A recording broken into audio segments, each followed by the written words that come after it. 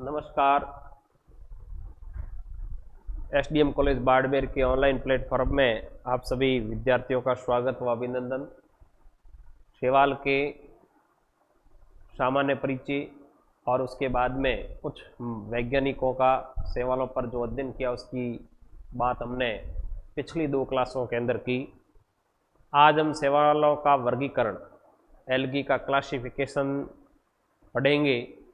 सवालों के वर्गीकरण को अपन शुरुआत करते हैं।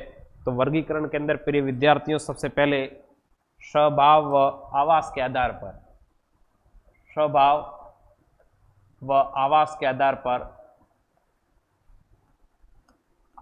आधार पर सवालों को 4 भागों में बांटा गया है। कितने भागों में बांटा गया है? 4 भागों में बांटा गया है। उसमें पहला भाग जो है वो आपके जलीय आवास है। ऐसे सवाल जो जल के अंदर पाए जाते हो उनको जलीय आवास कहेंगे। दूसरा जो भाग है आपके प्रिय विद्यार्थियों वो मृदीय आवास है। तीसरा जो भाग है आपके वो वायवीय आवास है। चौथा भाग है असामान्य आवास। ठीक है ना? तो पहला हो गया जलीय आवास, दूसरा हो गया मृदीय आवास,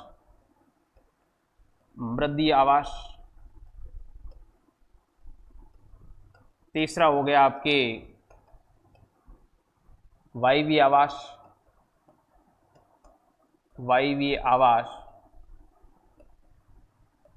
और चौथा आपके हो गया असामान्य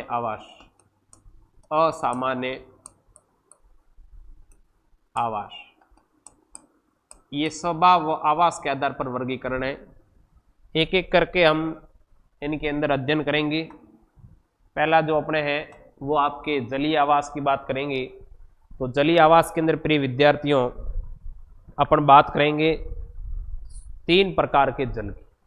एक स्वच्छ जल की बात करेंगे, एक अपना समुद्री जल की बात करेंगे और एक अलवणीय जल की बात करेंगे।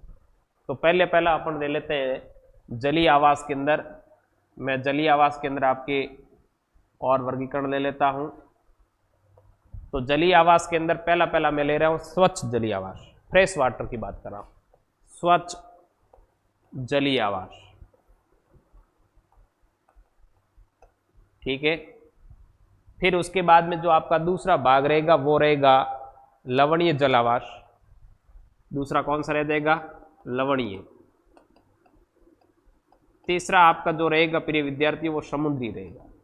कौन सा रहेगा? समुद्री। जल के अंदर आपको 3 भाग याद रखना है। पहला आपका है फ्रेश वाटर, फिर लवणीय साल्ट वाटर, फिर आपके सी वाटर यानी समुद्री वाटर की बात करेंगे, या मैं मैरीन वाटर भी कह सकता हूं। समुद्री जल की बात कर रहा हूं। स्वच्छ जल के अंदर वापस आपको 2 भाग याद रखना है, एक तो स्तर जल, एक प्रवाही जल। इसके अंदर 2 भाग कर लेने हैं। एक स्तर जल यानी जो जल पड़ा है एक जगह पर, स्थिर है, गतिशील नहीं है। एक प्रवाही जल, प्रवाही का मतलब बहने वाला पानी, जैसे नदियों के अंदर होता है, साफ पानी होना चाहिए, बहता हुआ पानी। ये प्रवाही जल की बात, स्तर जल और प्रवाही जल। अब स्तर जल के अंदर पाए जाने वाले कौन कौन से? इसमें क्या है, आप थोड़ा रटने का काम कम करें। ऐसे उदाहरण है जो स्वच्छ जल में भी हो सकता है, समुद्र में भी हो सकता है। तो यहां मैं अपना टॉपिक है, वैसे विस्तार से अपन एक एक करके सवालों के बारे में अध्ययन करेंगे।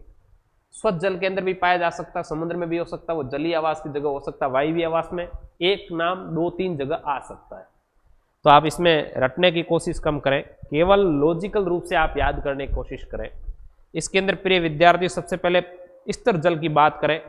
स्तर जल कौन कौन सा होता है पहले वो देखिए। जैसे तालाब के अंदर जल है जिसको अपन पोखर कहते हैं, गड्ढों के अंदर कोई पानी है वो स्तर जल के अंतर्गत आएगा। और स्तर जल के अंतर्गत आपको क्लेमाइडोमोनास याद रखना है।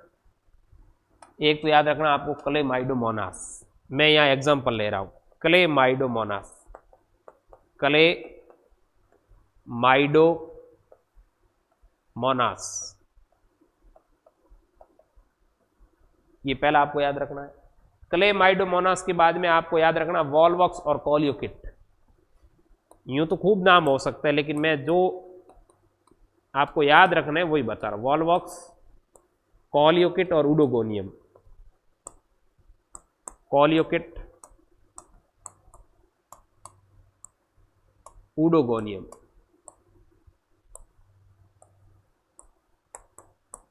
उडोगोनियम, ये हो गया आपके स्वच्छ जल के अंदर।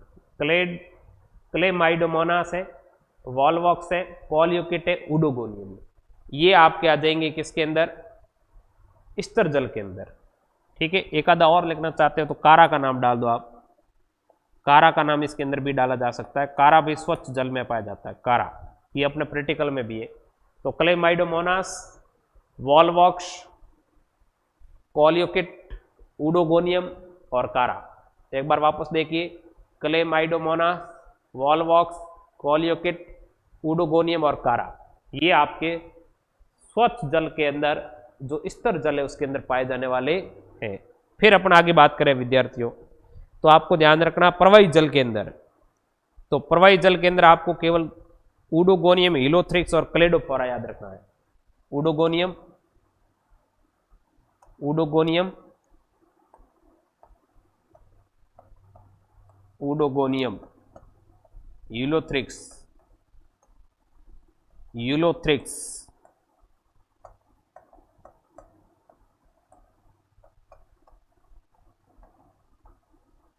उडोगोनियम, यूलोथ्रिक्स, ये आपको नाम याद रखना है। ठीक है, उडोगोनियम, यूलोथ्रिक्स, और उसके अलावा आप याद रखना चाहते हो तो एक और याद रख लो आप, क्लेडोफोरा। क्लेडोफोरा, वैसे दो नाम खूब है लेकिन क्लेडोफोरा ये आपके किस में हो जाएगा? प्रवाही जल के अंतर्गत। तो स्तर जल के अंदर आपके था क्लेमाइडोमोनास, वॉलवॉक्स, कॉलियोकिट, उडोगोनियम, कारा। इधर उडोगोनियम वापस आएगा, इलोथ्रिक्स, क्लेडोफोरा। अब बात करते हैं लवणीय जल की। लवणीय जल के अंदर जो सैलाइन वाटर है उसके अंदर, यानी खारे पानी के अंदर जो खारे पानी की झील होती है उसमें पाए जाने वाले शैवालों को अपन लवणोद्भिद या हेलोफाइट्स कहते हैं। पहली बात तो ये ध्यान रखना, लवणीय जल के अंदर पाए जाने वाले शैवालों को लवणोद्भिद कहते हैं। लवणोद्भिद, वैसे आपने वर्गीकरण जब पढ़ा होगा उसमें मरुद्भिद, जीरोफाइट, जैसे जीरोफाइट है, लवणोद्भिद है, समोद्भिद है, ये सब पढ़े होंगे आपने। तो इसके अंतर्गत आपको ध्यान रखना है लवणोद्भिद किसे कहते हैं? जो लवणीय जल के अंदर पाए जाने वाले शैवाल हैं उनको लवणोद्भिद कहेंगे, लवणोद्भिद कहेंगे या एलोफाइट्स कहते हैं। अब अपना आगे आपको याद रखना है ऑसिलेटेरिया और क्लेमाइडोमोनास एरेनबर्गई, दो नाम याद रख लेना है। एक तो याद रखना ऑसिलेटेरिया, ऑसिलेटेरिया, एक आपको याद रखना है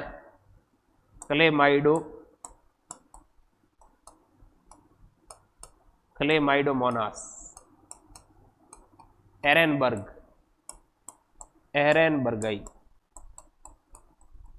ये आपको याद रखना है। दो नाम लवणियों के अंदर केवल दो ही नाम याद रखना है, ऑसिलेटेरिया, क्लेमाइडोमोनास, एरेनबर्गई, ये आपको याद रखना है।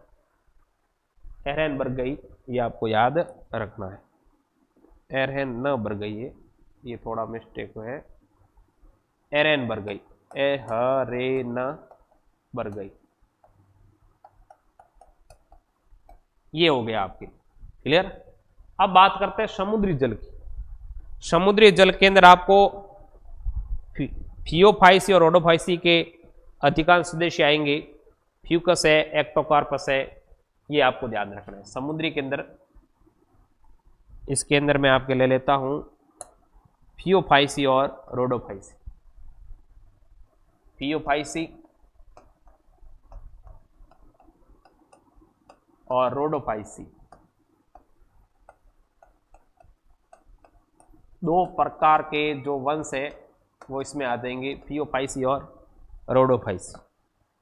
फियोफाइसी और रोडोफाइसी के अंतर्गत जो भी शैवाल होंगे इन वंशों से संबंधित जो भी सवाल है वो इसके अंतर्गत आएंगे। नाम एक आधा आप याद रख सकते हो, ज़्यादा याद रखने की कोशिश नहीं करनी है। एक्टोकार्पस और फ्यूकस, एक्टोकार्पस और फ्यूकस, एक्टोकार्पस और फ्यूकस, ये अधिकतर आपके रटाफिकेशन पर आधारित है। वर्गीकरण आपको याद रखना पड़ेगा। मैं एक बार वापस रिपीट कर रहा हूँ, अच्छी तरह से आप ध्यान दीजिएगा। इसके बाद अगली स्लाइड मिलेंगे अपन। स्वभाव और आवास के आधार पर कितने भागों में बांट दिया अपन ने? 4 भागों में। कितने भागों में बांटा? 4। ठीक है, उसके अंदर पहला भाग आपका हो गया जलीय आवास, दूसरा मृदीय आवास, तीसरा वायवीय आवास और असामान्य आवास। जलीय आवास को 3 भागों में बांटा। ठीक है, उसके अंदर आपके हो गया कि एक तो स्वच्छ जलीय, एक लवणीय जलीय, एक समुद्री जलीय हो गया। फिर स्वच्छ जल को अपन ने 2 भागों में बांट दिया, स्तर जल, प्रवाही जल। स्तर जल के अंदर आपको ध्यान रखना है उदाहरण कौन कौन से आते हैं, तो क्लेमाइडोमोनास है, वॉलवॉक्स है, कॉलियोकिट है और उडोगोनियम है, ये सब इसके अंतर्गत आएंगे। कारा भी इसके अंतर्गत आएगा, कारा है, उडोगोनियम है, कॉलियोकिट है, क्लेमाइडोमोनास है। क्लेमाइडोमोनास का एक इसमें याद रखना है, एक आपको क्लेमाइडोमोनास लवणोद्भिद के अंदर याद रखना है, जो उसका एरन वर्गई जो सदस्य है वो इसके अंतर्गत आएगा। फिर प्रवाही जल के अंदर उडोगोनियम, हिलोथ्रिक्स, क्लेडोफोरा। अब लवणीय जल के अंदर पाए जाने वाले जो शैवाल है उनको हम लवणोद्भिद कहेंगे। ऑसिलेटेरिया, क्लेमाइडोमोनास, ये इसके अंतर्गत आएंगे। फिर समुद्री जल के अंदर आपको ध्यान रखना पियोफाइसी और रोडोफाइसी, पियोफाइसी और रोडोफाइसी इसके अंतर्गत आएंगे। इस वंश से जुड़े हुए एक्टोकार्पस, फ्यूकस है, सार्गे समय, ये सब इसके अंतर्गत आएंगे। अब बात करते हैं आगे कि लवणीय जल की बात हो गई, समुद्री जल की बात हो गई।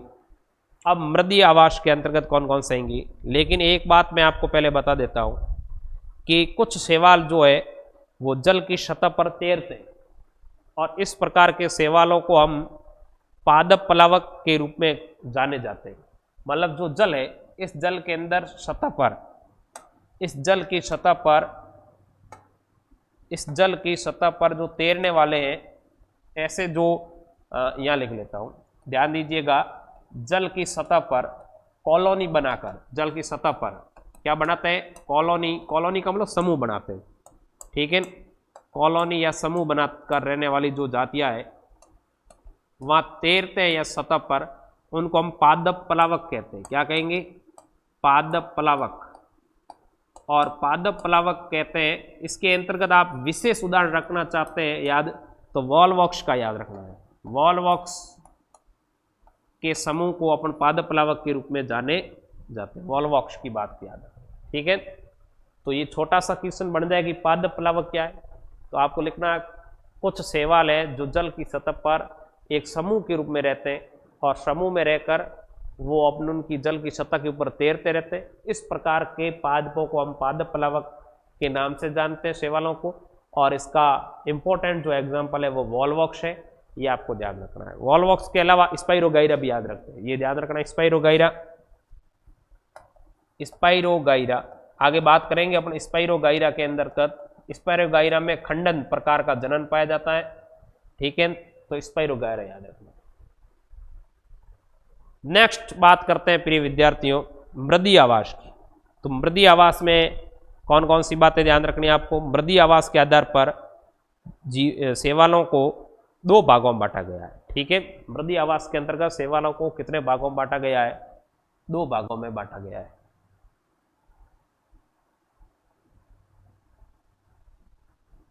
मृदीय आवास के अंतर्गत शैवालों को 2 भागों में बांटा गया है। मृदीय आवास की मैं बात कर रहा हूं, तो मृदीय आवास की मैं बात कर लेता हूं प्रिय विद्यार्थियों।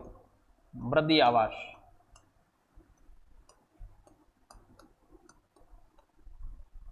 कितने भागों में बांटेंगे इसको अपन? 2 भागों में।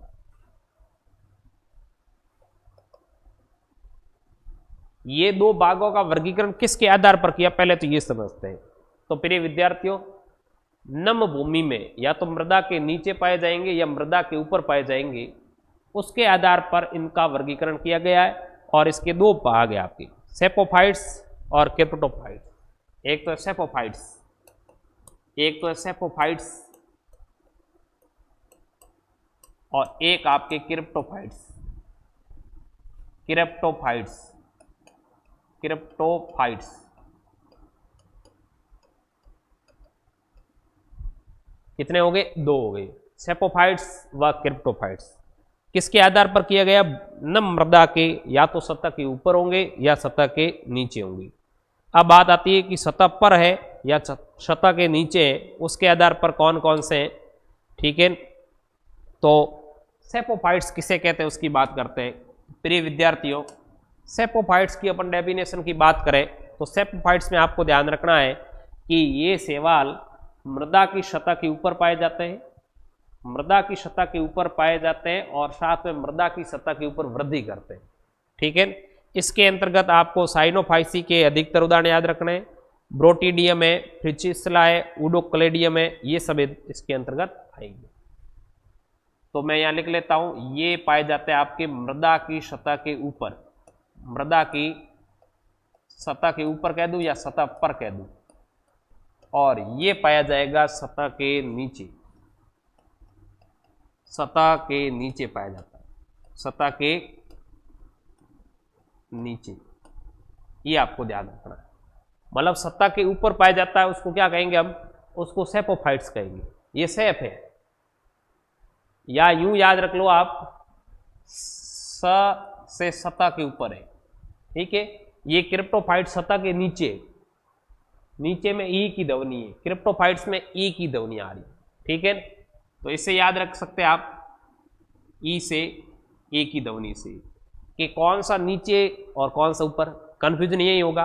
ठीक है, सेपोफाइट्स मृदा की सतह के ऊपर है, क्रिप्टोफाइट्स मृदा की सतह के नीचे, मृदा की सतह के कहाँ है?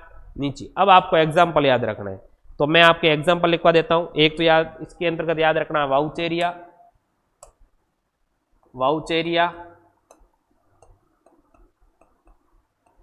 ठीक है, उसके बाद में आपको याद रखना है, एक दो और उदाहरण लिखवा देता हूं आपको, ऊडोक्लेडियम,